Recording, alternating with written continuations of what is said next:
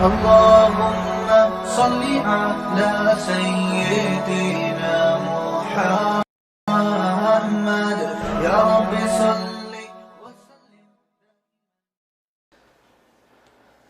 بسم اللہ الرحمن الرحیم. Lecture number 29. تو ہماری اقرا بسم ربک الذی والی سورت چل رہی تھی. ہم یہاں تک پہنچے تھے ارأیت ان کان علی الہدی، یعنی صرف گرامر ابھی چل رہی ہے. آپ نے دیکھا اس شخص کو کہ اگر وہ شخص ہدایت پر، او امرا یا وہ حکم دے بالتقوی، تقوی کا. ٹھیک ہے نا. آگے کیا ہے؟ ارأیت ان کان علی الہدی و امر بالتقوی، ارأیت ان کذب وتولی.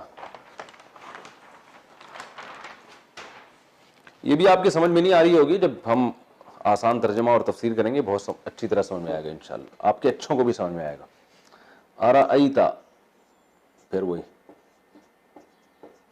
ارأیت ان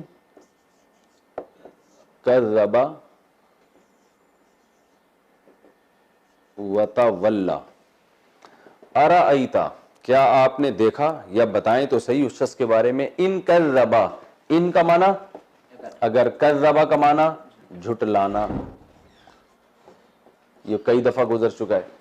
ان کذب وتولی، تولی کا معنی ہوتا ہے پیٹھ پھیرنا. تولی کا معنی کیا ہوتا ہے؟ یہ اردو میں استعمال نہیں ہوتا. تولی یہ تھا اصل میں تکلفہ، تولیہ تھا، تولیہ. آپ نے جو باب پڑھا ہے وہ کون سا ہے؟ تکلفہ. باب تفعل ہے نا، تکلف. ماضی آتا ہے تکلفہ، مضارع آتا ہے یتکلفو. تو تولیہ یتولیو، تو تولیہ کا معنی پیٹھ پھیرنا،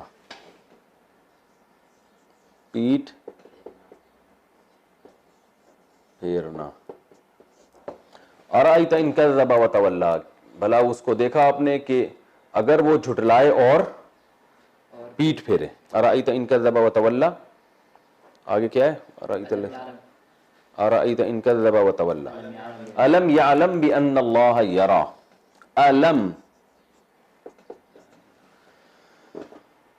الم یعلم، کیا نہیں دیکھا اس نے. میں 20 دفعہ تراویح تو پڑھا چکا ہوں گا اب تک رمضان میں نا. پھر بھی سبق پڑھاتے ہوئے چھوٹی چھوٹی صورتیں نا، سورہ فلق، سورہ ناس، ان کی 1-2 آیتیں رہ جاتی ہیں.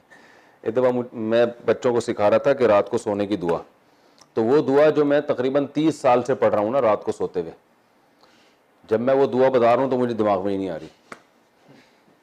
میں نے کہا بچے کیا بولیں گے، ابا کو خود آتی نہیں، ہمیں خود پڑھتے ہی نہیں ہوں گے.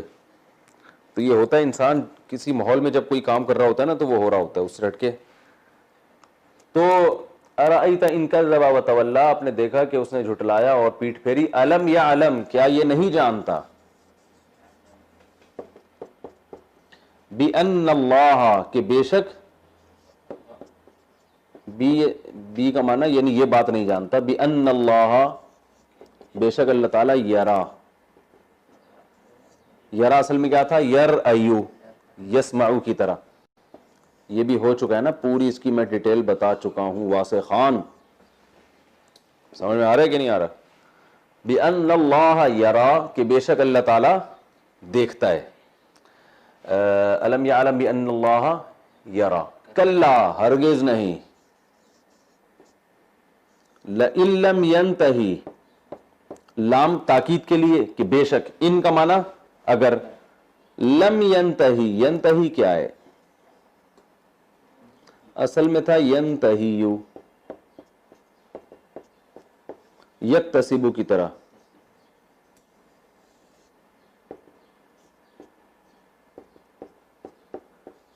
یکتسبو کا معنی، یکتسبو. یہ فہد بھائی کی بڑی ہمت ہے یار، بیٹھا رہتا ہے بیچارہ. جو ویڈیو ریکارڈنگ کر رہے ہیں نا، یہ جو حضرات یہاں بیٹھے ہیں اس کے لیے دعا کریں. اور یہ ولید بھائی جو ان کا ساتھ دیتے رہتے ہیں، یہ ہمت کی بات ہے. ان کی شادی کے لیے بھی دعا کریں. لیکن شادی ہوگی تو پھر یہ مارکیٹ سے شارٹ نہ ہو جائیں کہیں. پھر پتہ چلا ہم کو بلانے بھائی وہ تفسیر ریکارڈ کرانی ہے، فہد بھائی مارکیٹ سے شارٹ ہے. تو کلا لئن لم ینتہی، ینتہی ینتہیو تھا یکتسبو کی طرح. دیکھو نہیں کا معنی روکنا، نہیں علم کرنا. ینتہی کا معنی رک جانا. انتہا کہتے ہیں نا, اس چیز کی انتہا ہو گئی ہے, یعنی یہ چیز یہاں آ کے اسٹاپ ہو گئی ہے. انتہا کو بھی انتہا اسی وجہ سے کہتے ہیں, یہ چیز انتہا ہو گئی ہے اس کی, تو یعنی یہ چیز یہاں کے کیا ہو گئی ہے, رک. تو انتہا اکتساب, ینتہی رک جانا ہے. تو پتہ چلا یہ جو انتہا کہتے ہیں نا, یہ انتہا لفظ ہے اصل میں, اکتساب انتہا. ینتہی کلا لئن لم ینتہی, پھر وہ واو اور الف اور یا حروف گڑبڑی میں سے ہیں تو یہ گر گئے. کلا بیش ہرگز نہیں, اس ہرگز نہیں کا یہاں مطلب کیا ہے بعد میں بتاؤں گا. لئن لم ینتہی, اگر وہ نہیں باز آیا. لئن لم ینتہی کا معنی کیا ہوگا؟ اگر وہ نہیں باز آیا یا باز نہیں آیا, اگر وہ نہیں رکا. کلا لئن لم ینتہی لنسفعا, اصل میں یوں تھا یہ لام تاکید کے لیے, نسفعا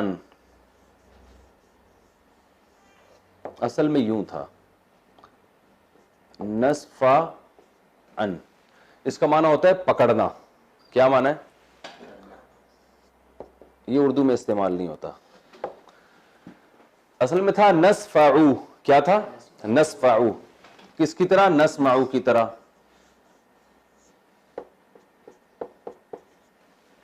اصل میں نسفعو لنسفعو, ضرور پکڑیں گے ہم. یہ نون ساکن تاکید کے لیے لگتا ہے, میں نے بتایا تھا نا, اضرب سے اضربن, تو لنسفعو سے بنا دیا لسفا لنسفعن.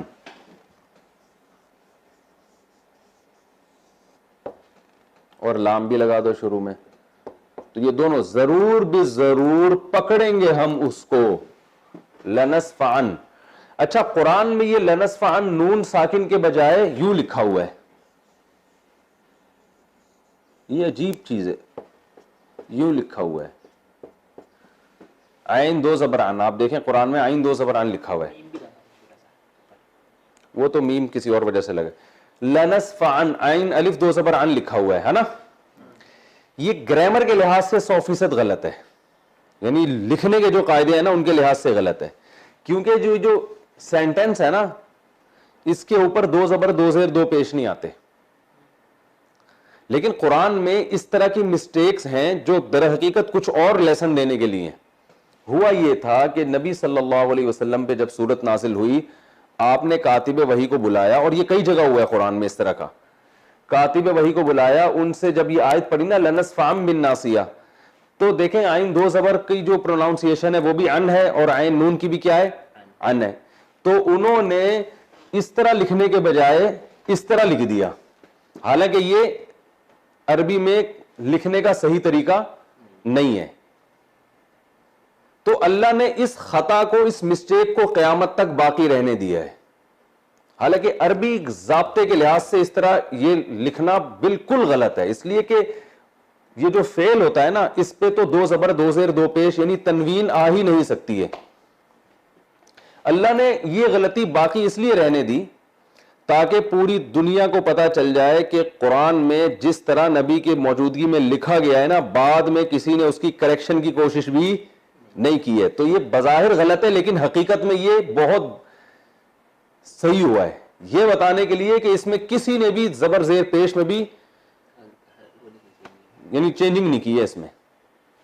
اب یہ عین دو زبر تو بعد میں حجاج بن یوسف کے دور میں ڈالا گیا, لیکن یہ جو الف بڑھا دیا نا, یہ الف اصل میں ہے, یہ الف نہیں, یہ ہونا کیا چاہیے تھا نون, لیکن یہ بس رہ گیا.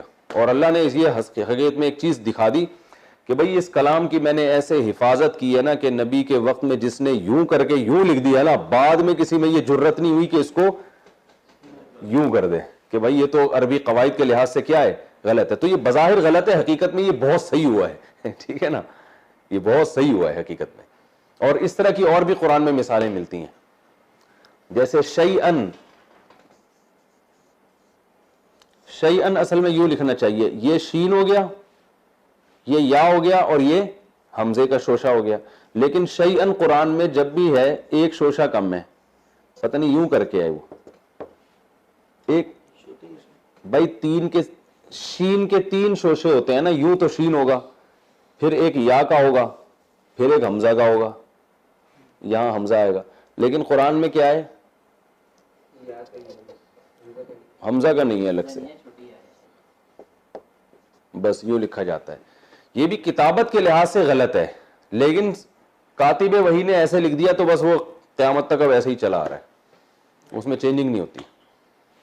تو یہ اللہ کی قدرت ہے, اللہ نے دکھانا تھا کہ بھائی دیکھو, کیونکہ اس کتابت کے اتنے زیادہ تو وہ نہیں تھے نا, بس وہ کاتب وحی نے دیکھا کہ نبی جو پروناؤن فرما رہے ہیں وہ کیا ہے, لنصفعن بالناصیہ, اور آپ صلی اللہ علیہ وسلم خود امی تھے, لکھنا پڑھنا نہیں جانتے. انہوں نے جب کہا لنصفعن تو انہوں نے اس طرح لکھ دیا, عین کے بعد الف ڈال دیا, تو بس وہ الف ویسے کا ویسے ہی چلا آ رہا ہے. ویسے آپ عربی میں اگر یہ لنصفعن کا لفظ لکھنا چاہیں گے تو ایسے لکھنا, گرامر کی غلطی ہوگی, کتابت کی غلطی ہوگی, ایسے لکھا جائے گا ہمیشہ, یہ لفظ ایسے نہیں لکھا جائے گا. لیکن قرآن میں ایسے ہے تو بس ہے جیسے ہے ویسے کا ویسے ہی ہے. یہ والا شیئن نہیں, یہ والا شیئن ہے الف.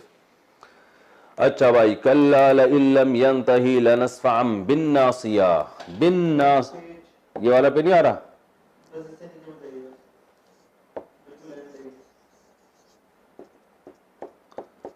بالناصیہ.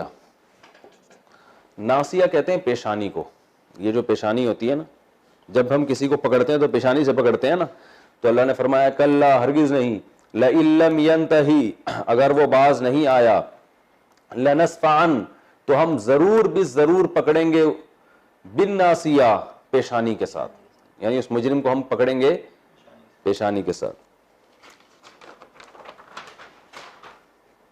ناصیۃ کاذبہ, یہ پیشانی ہے کاذبہ جھوٹی, کاذب جھوٹ بولنے والا, کاذبہ جھوٹ بولنے والی, یعنی ہم اس کو پیشانی سے پکڑیں گے, ایسی پیشانی جو کہ کیا ہے, جھوٹی پیشانی ہے. تو مراد پورا آدمی ہوتا ہے, جیسے ہم کہتے ہیں یہ چہرہ جھوٹا ہے, یہ چہرہ جھوٹ بول رہا ہے, تو ایسے چہرے سے مراد پورا جسم ہوتا ہے. تو یہاں بھی پریشانی کہہ رہا ہوں, پیشانی سے مراد کیا ہے, پورا انسان. تو ناصیۃ یہ ایسی پیشانی ہے, کاذبہ جو جھوٹی ہے, خاطئہ خطا کرنے والی ہے.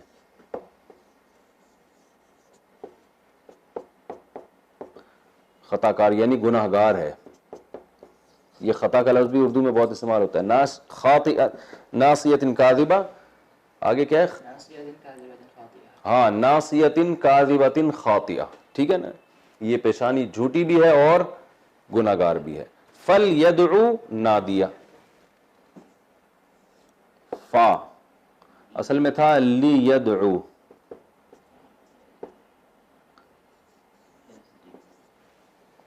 ینصرو, ینصرو کا معنی وہ مدد کرتا ہے, شروع میں لی لگا دیں, لی ینصر, اور آخر کو ساکن کر دیں, لی ینصر چاہیے کہ وہ مدد کرے. تو یہ تھا لیدعو,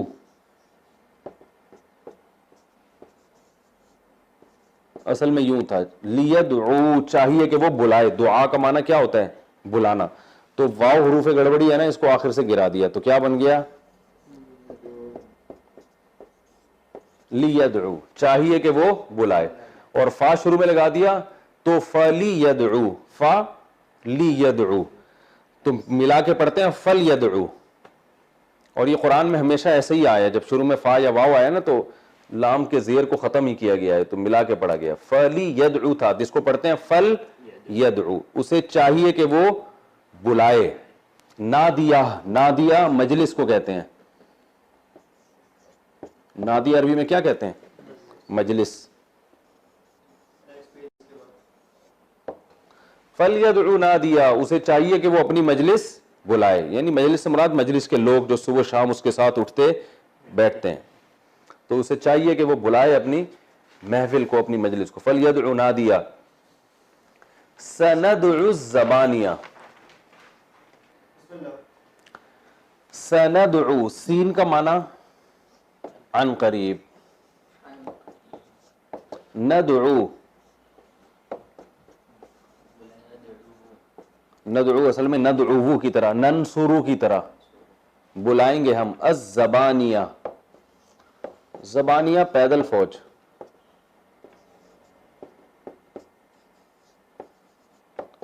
ٹھیک ہے نا. اس کو کہتے ہیں، اردو میں نہیں استعمال ہوتا. سندع الزبانیہ، ان قریب ہم بلائیں گے پیدل فوج کو. یہ کیا مراد ہے یہ تفسیر میں بتاؤں گا انشاءاللہ. مراد اس سے جہنم کے داروغہ ہیں، جہنم کے فرشتے ہیں.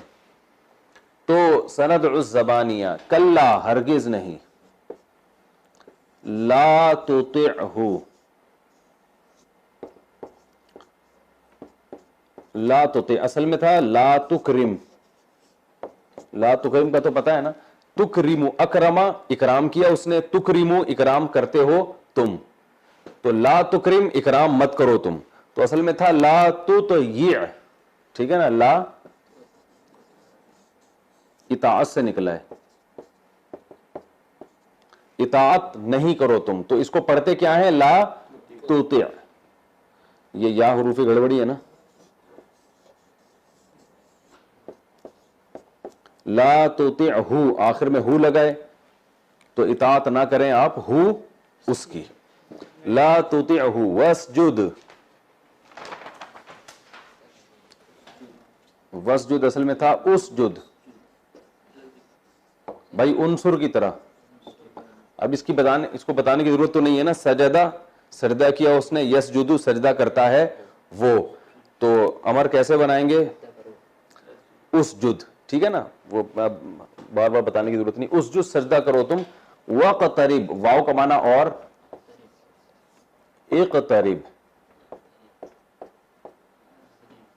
اقترب اکتسب کی طرح، اکتسبا اقتربا، یکتسبو یقتربو. مصدر آئے گا اکتساب تو اقتراب، قرب سے نکلا ہے. قرب، قرب کسے کہتے ہیں؟ قربت، قریب ہونا. تو تقتربو امر کیسے بنائیں گے؟ شروع میں تا ہٹا دی تو تقتربو سے اقترب، ٹھیک ہے نا.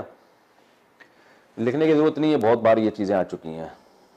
تو وسجد اصل میں تھا واسجد، تو الف سائلنٹ ہو گیا. وسجد اور سجدہ کرو، وقترب اور قرب حاصل کرو، قریب ہو جاؤ، ٹھیک ہے.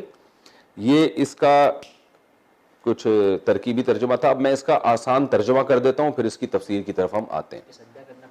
ہاں اس پہ سجدہ سب نے کرنا ہے بھائی. اقرأ پڑھیے آپ، بسم ربک الذی خلق، اس رب، اپنے رب کے نام کے ساتھ جس نے پیدا کیا.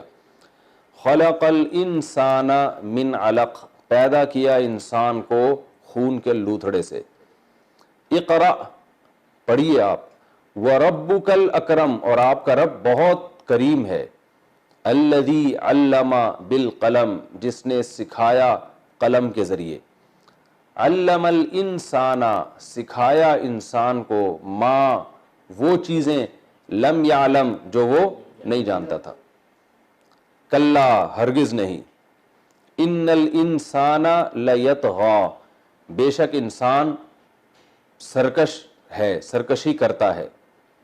ارآہ، اس لیے کہ وہ سمجھتا ہے اپنے آپ کو، استغنا، کہ وہ کیا ہے؟ بے پرواہ ہے، اسے کسی کی ضرورت نہیں ہے، وہ مستغنی ہے. ارآہ استغنا. ان الی ربک، بے شک تیرے رب کی طرف، الرجعی لوٹنا ہے. ارأیت الذی ینہا، کیا ارأیت الذی بھلا بتاؤ تو صحیح اس شخص کے بارے میں، ینہا جو روکتا ہے، عبدن ایک بندے کو، اذا صلی جب وہ نماز پڑھتا ہے. ارأیت بھلا بتاؤ تو صحیح، ان کان علی الہدی اگر ہے وہ بندہ ہدایت پر، او امر بالتقوی یا وہ حکم دیتا ہے تقوی کا، نیکی کا. ارأیت بھلا بتاؤ تو صحیح، ان کذب اگر وہ بندہ جھٹلاتا ہے، وتولی اور پیٹھ پھیرتا ہے. ارأیت ان کذب وتولی. الم یعلم کیا وہ جانتا نہیں ہے، بأن اللہ کہ بے شک اللہ تعالی، یرا دیکھتا ہے. الم یعلم بأن اللہ یرا. کلا ہرگز نہیں، لئن لم ینتہی اگر وہ باز نہیں آیا، لئن لم ینتہی کیا ہے؟ کلا لئن لم ینتہی لنسفعا بالناصیہ، تو ہم ضرور بے ضرور پکڑیں گے پیشانی کے ساتھ. ناصیۃ کاذبۃ خاطیہ، ایسی پیشانی جو جھوٹی بھی ہے اور گناہ گار بھی ہے. ناصیۃ کاذبۃ خاطیہ فلیدع نادیا، تو اسے چاہیے کہ وہ اپنی مجلس کو بلائے. سندع الزبانیہ، عن قریب ہم بھی اپنی فوج کو بلائیں گے. کلا، ہرگز نہیں. لا تطعہ، آپ اس کی اطاعت نہ کریں. واسجد، اور سجدہ کریں. واقترب، اور قرب حاصل کریں، یعنی اللہ کا. ٹھیک ہے، یہ تو سورت کا بالکل ایک ہم نے لفظی ترجمہ اور اس کو ہر لحاظ سے وہ حل کیا. اب ہم اس کی تفسیر پڑھیں گے انشاءاللہ. اس سورت کی جو ابتدائی آیات ہے نا، علم الانسان ما لم یعلم، یہاں تک سب سے پہلے جو نبی صلی اللہ علیہ وسلم پر وحی نازل ہوئی تو وہی آیتیں. آپ صلی اللہ علیہ وسلم غار حرا میں عبادت کے لیے جایا کرتے تھے. جب آپ صلی اللہ علیہ وسلم کو نبوت ملنے والی تھی نا، تو اس وقت آپ صلی اللہ علیہ وسلم کو تنہائی بہت محبوب تھی، اور آپ تنہائی میں جا کے اللہ کی عبادت کیا کرتے تھے. حضرت خدیجہ رضی اللہ تعالی عنہ آپ کے نکاح میں تھیں. 25 سال میں آپ نے حضرت خدیجہ سے نکاح کیا، تو 40 سال تک 15 سال تک بس انہی کے ساتھ رہے آپ. تو اس سے بھی پتہ چلتا ہے کہ یہ جو غیر مسلمین طعنے دیتے ہیں نا کہ اتنی تمہارے نبی نے شادیاں کی اور یہ کیا، معاذ اللہ عیاشی تھی، تو عیاش لوگ ایسے تو نہیں کرتے. جب بھرپور جوانی تھی اس وقت ایک ایسی بیوہ سے شادی کی جو 2 دفعہ بیوہ ہو چکی ہیں، اور پھر 15 سال انہی کے ساتھ گزارا کیا، حالانکہ عرب میں زیادہ شادیوں کا رواج تھا. تو پھر نبوت کے بعد آپ نے زیادہ شادیاں کی ہیں، تو یہ اس کی علامت ہے کہ اللہ کا حکم سمجھ کے کی ہیں. ورنہ اللہ کے جب تک وحی نہیں آتی تھی تو اس وقت تو آپ نے ایک پر اکتفا کیا. تو اس کا مطلب آپ کے مزاج میں یہ نہیں تھا، بلکہ جب شریعت آئی ہے تو شریعت نے بتایا کہ اسلام میں زیادہ شادیاں پسندیدہ ہیں. تو اگر آپ نبوت کے بعد کرتے، نبوت سے پہلے کرتے نا، تو ہم کہتے ہیں بھائی عرب میں رواج تھا تو آپ نے بھی کر لی. تو یہ بتانے کے لیے کہ میں رواج سے متاثر نہیں ہوں، میں کس سے؟ اللہ کا حکم سمجھ کے کر رہا ہوں. تو کلا لئن لم ینتہی لنصفعہ، تو نبی صلی اللہ علیہ وسلم کو تنہائی بہت محبوب ہو گئی تھی. آپ صلی اللہ علیہ وسلم غار حرا، آپ جا کے دیکھیں پتہ چلے گا غار حرا کہاں ہے اور کتنی خطرناک چڑھائی ہے. وہاں جا کے اس غار میں تنہا بیٹھ کے اللہ کی عبادت کیا کرتے تھے. تو ایک دن جبریل علیہ السلام آئے اور آپ صلی اللہ علیہ وسلم کو پکڑ کے زور سے بھینچا، انہوں نے زور سے دبایا. تو آپ کو ایسا لگا کہ جیسے آپ پر موت واقع ہو جائے گی، اور زور سے دبا کے کہا اقرأ، پڑھیں. تو آپ صلی اللہ علیہ وسلم نے جواب میں فرمایا ما انا بقاری، میں پڑھنا نہیں جانتا. کیونکہ ظاہر ہے آپ امی تھے، لکھنا پڑھنا نہیں جانتے تھے. پھر انہوں نے زور سے بھینچا اور پھر کہا اقرأ، تو آپ نے پھر وہی کہا ما انا بقاری، میں پڑھنا نہیں جانتا. پھر انہوں نے زور سے بھینچا اور فرمایا اقرأ باسم ربک الذی خلق، پڑھیں اس رب کے، اپنے رب کے نام کے ساتھ جس نے انسان کو پیدا کیا، یعنی اللہ کے نام سے آپ پڑھیں. تو اس میں وضاحت کر دی کہ آپ اگرچہ پڑھنا لکھنا نہیں جانتے، مگر آپ اللہ کی آیات کو پڑھیں گے بھی اور دنیا کو سنائیں گے بھی، کیونکہ آپ اللہ کے نام کے ساتھ پڑھ رہے ہیں. اللہ کی مدد آپ کے ساتھ ہوگی، لہذا جو میں کہتا جا رہا ہوں وہ آپ میرے ساتھ پڑھتے جائیں. تو آپ صلی اللہ علیہ وسلم یہ پڑھتے جاتے تھے. یہ ایسے ہی ہے جیسے ایک آدمی کسی سے کہتا ہے اسمع ما اقول، جو میں کہہ رہا ہوں اسے سنو. تو اس میں خود یہ کلمات بھی داخل ہوتے ہیں نا، یہ والے بھی سنو اور آگے جو میں کہہ رہا ہوں وہ بھی سنو، تو یہ بھی داخل ہوتے ہیں. تو اس طرح جب حضرت نبی صلی اللہ علیہ وسلم کو حضرت جبریل نے فرمایا اقرأ، پڑھیے بسم ربک الذی خلق، اس رب کے نام کے ساتھ جس نے پیدا کیا، تو خود یہ کلمات بھی نبی کو پڑھنے کا حکم دیا جا رہا ہے کہ آپ یہ کلمات بھی پڑھیں اور آگے جو بتایا جائے گا وہ بھی پڑھیں. تو جو آگے بتایا جائے گا وہ آپ نے فوراً پڑھنا ہے، اور اس میں اشارہ ہے کہ اس کے بعد بھی بہت کچھ بتایا جائے گا جو پورا قرآن ہوگا، وہ سب آپ نے کیا کرنا ہے؟ پڑھنا ہے. تو آپ صلی اللہ علیہ وسلم جب بھی یہ یعنی فرشتہ وہی لے کر آتا نا تو آپ اس کو اپنی زبان سے فوراً پڑھتے تھے. اور اس میں بعض مرتبہ آپ صلی اللہ علیہ وسلم کو بے انتہا تکلیف ہوتی تھی، کیونکہ آپ کو یہ خطرہ ہوتا تھا کہ اگر میں نے فوراً یہ آیتیں نہ پڑھی تو کہیں بھول نہ جاؤں میں، اور اللہ کا جو امت تک ایک فریضہ ہے آیتیں پہنچانے کا، وہ کہیں مجھ سے کوئی آیت مس نہ ہو جائے. تو اتنی زیادہ آپ پر بوجھ ہوتا تھا، تکلیف ہوتی تھی، کہ پھر اللہ تعالیٰ نے سورہ قیامہ کی جو آیتیں نازل کی کہ آپ جو ہے نا لا تحرک بہ لسانک لتعجل بہ، کہ جب آپ پر یہ آیتیں نازل ہوتی ہیں تو اس میں جلدی نہ کریں پڑھنے میں, آپ اپنے پر بوجھ نہ لے کر جائیں, آپ نارمل جیسے پڑھا جاتا ہے ایسے پڑھیں, کیونکہ اس کی حفاظت کرنا بھی ہمارے ذمے اور آگے آپ کی زبان کے ذریعے اس کو بیان کروانا بھی ہمارے ذمے. تو ہم آپ سے ضائع نہیں ہونے دیں گے, آپ اتنی زیادہ اس پہ پریشان نہ ہوا کریں.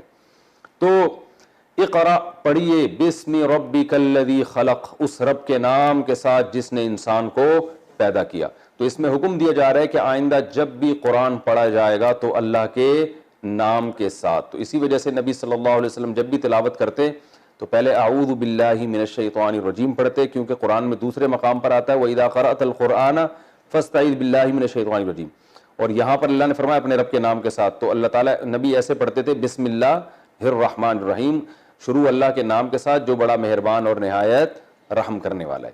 تو اللہ نے بتایا اقرا پڑھیے آپ بسم ربک الذی خلق, اس رب کے نام کے ساتھ جس نے انسان کو پیدا کیا.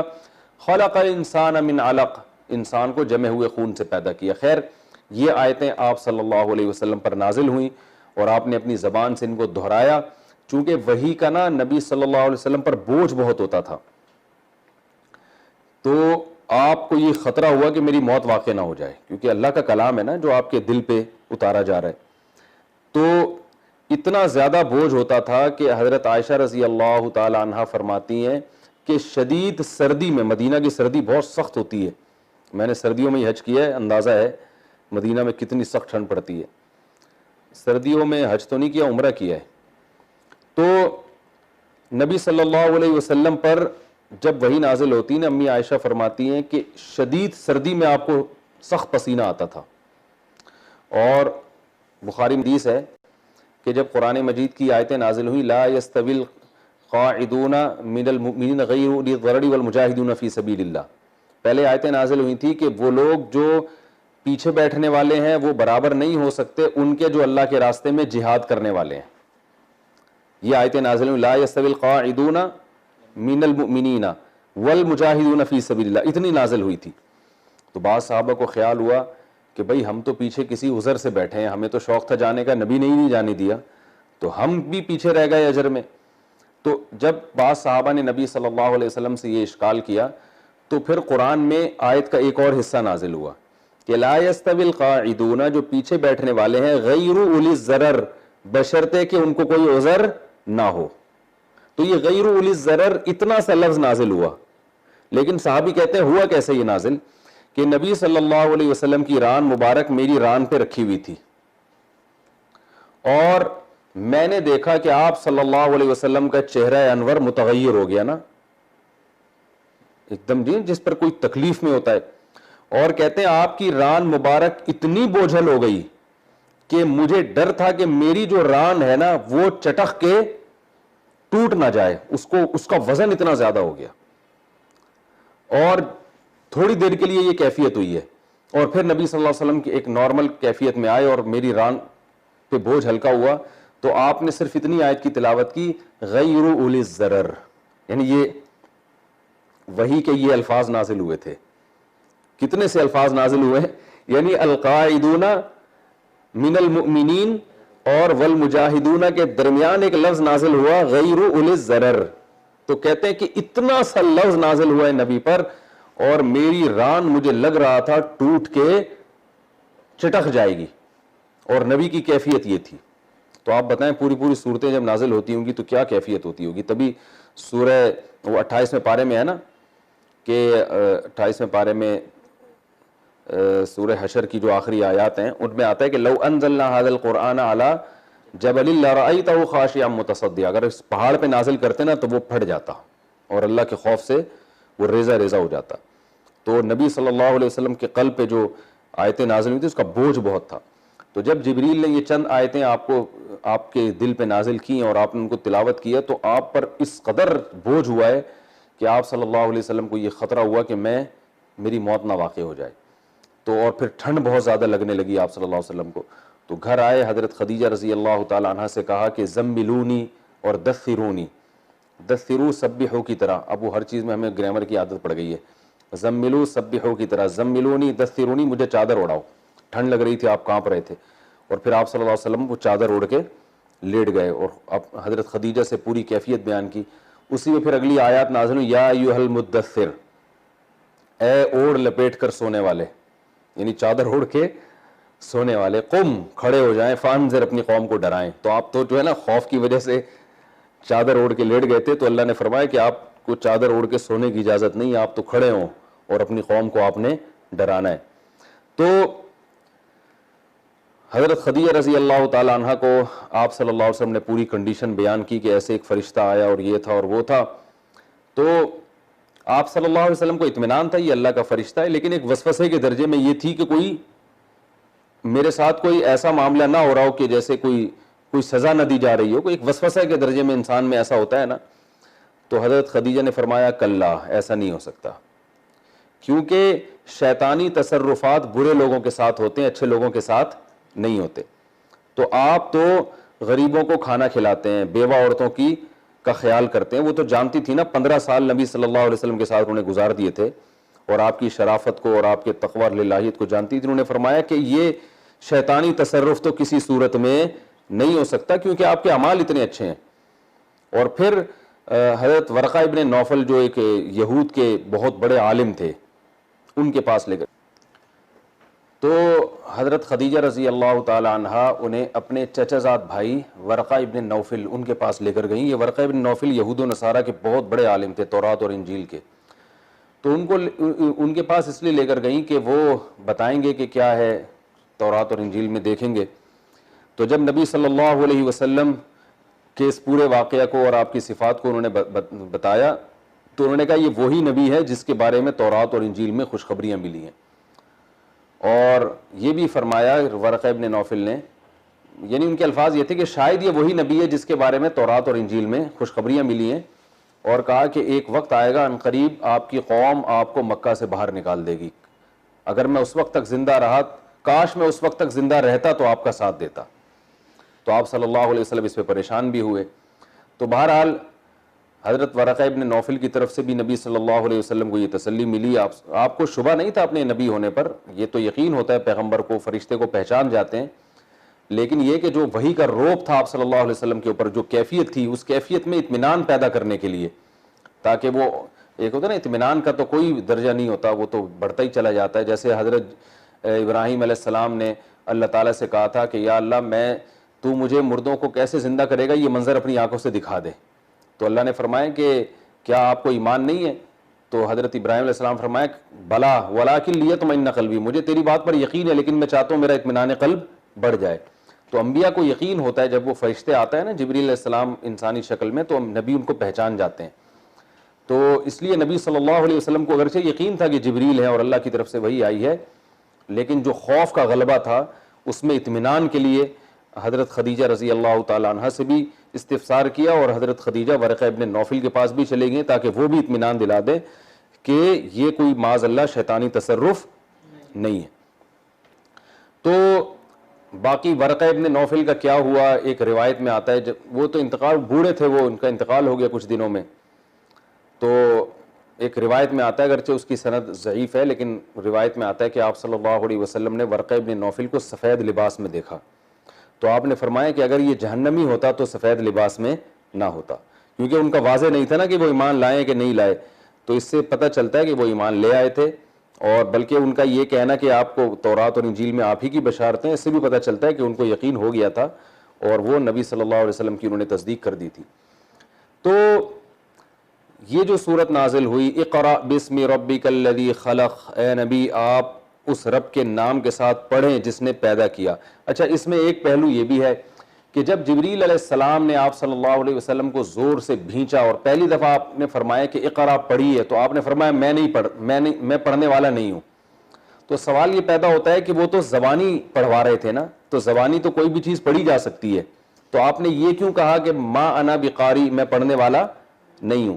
تو اس کے علماء نے دو وجہ بیان کی ہیں، یا تو یہ کہ عام طور پر جب کسی کو کچھ پڑھنے کا کہا جاتا ہے تو اس سے مراد تحریر ہی ہوتی ہے، تو آپ صلی اللہ علیہ وسلم کو یہ خیال گزرا کہ جبریل مجھے کوئی تحریر دیں گے اور وہ تحریر مجھ سے پڑھنے کے لیے کہا جائے گا، تو اس لیے آپ نے فرمایا ما انا بقاری، میں پڑھنا لکھنا نہیں جانتا، میں نہیں پڑھ سکتا۔ دوسرا یہ بھی ہے کہ اگر یہ تحریر نہ بھی ہو، آپ کو پتا ہو کہ یہ زبانی مجھ سے کچھ پڑھوا رہے ہیں، تو زبانی پڑھنے کی طاقت بھی عام طور پر ان لوگوں کو ہوتی ہے جو ویسے ہی مطالعے کا جن کو شغف ہوتا ہے اور پڑھنا لکھنا جانتے ہیں، کیونکہ وہ اندازہ ہو گیا کہ یہ کوئی کلام میری زبان سے نکلوانا چاہیں گے اور میں پڑھا لکھا، یعنی جس کو عرف میں پڑھا لکھا کہتے ہیں، وہ پڑھا لکھا نہیں ہوں، تو میں یہ ایسے کلمات زبان سے نہیں نکال سکتا۔ تو جبریل علیہ الصلوۃ والسلام نے آپ کو فرمایا کہ اللہ کا نام لے کے جب آپ پڑھیں گے نا، یہ پورا قرآن آگے اللہ کا نام لے کے ہی آپ نے پڑھنا ہے، تو وہ رب تو ایسا ہے جس کی ایسی ایسی قدرتیں ہیں، تو وہ رب آپ کو پڑھوا دے گا اور آپ کے ذریعے قیامت تک آنے والے انسانوں کو پڑھوائے گا وہ۔ تو یہ مطلب یہ کہ آپ کو معلم جو بنایا جا رہا ہے تو یہ اللہ کی طرف سے بنایا جا رہا ہے، معلم اور ٹیچر جو بنایا جا رہا ہے اللہ کی طرف سے۔ تو آپ یہ مت سوچیں کہ میں پڑھنا لکھنا نہیں جانتا، اس رب کے نام کے ساتھ آپ یہ کلام شروع کریں جو جس نے انسان کو پیدا کیا، خلق، تو جس نے پیدا کیا تو وہ اس میں اتنی قدرت نہیں ہے کہ آپ یعنی امی ہو کر بھی آپ کے ذریعے دنیا کو پڑھائے وہ اور آپ کو معلم بنا دیں۔ تو جس کا ٹیچر خدا ہو، یعنی جس کا معلم خدا ہو، تو وہ تو سب سے بڑا معلم بنے گا نا۔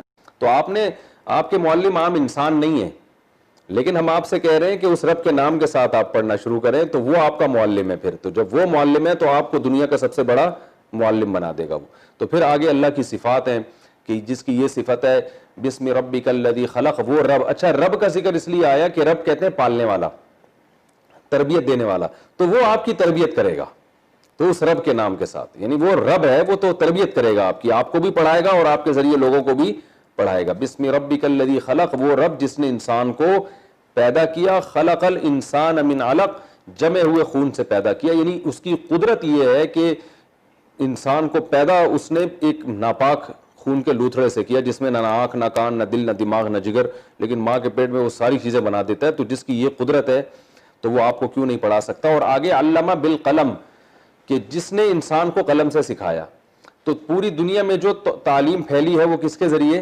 قلم کے ذریعے۔ تو جو رب قلم کے ذریعے انسان کو اتنا پڑھا لکھا بنا سکتا ہے، وہ براہ راست آپ کو کیوں نہیں پڑھا سکتا؟ بھائی جو انسان نبی کے دور تک بھی تو قلم کے ذریعے بہت کچھ لوگوں نے پڑھا تھا نا، تورات اور انجیل تو قلم سے لکھی گئی ہے، اور جو بھی اس زمانے میں چاہے دینی علم ہو یا دنیاوی علم ہو، وہ قلم کی طاقت سے جو ہے وہ دنیا میں نالج پھیلی تھی۔ تو اللہ فرماتے ہیں یہ قلم کے ذریعے بھی انسان کو کس نے سکھایا ہے؟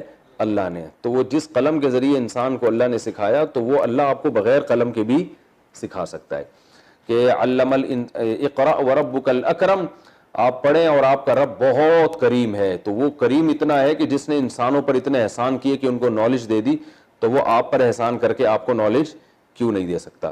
اقرأ وربک الاکرم، آپ کا رب بڑا کریم ہے۔ الذی علم بالقلم، اس نے انسان کا اکرام کیسے کیا؟ کہ انسان کو سکھایا قلم کے ذریعے۔ تو آلات پیدا کیے دنیا میں جس سے انسان ترقی کر رہا ہے اور نالج حاصل کر رہا ہے۔ الذی علم بالقلم علم الانسان ما لم یعلم، انسان کو وہ کچھ سکھایا جو وہ نہیں جانتا تھا۔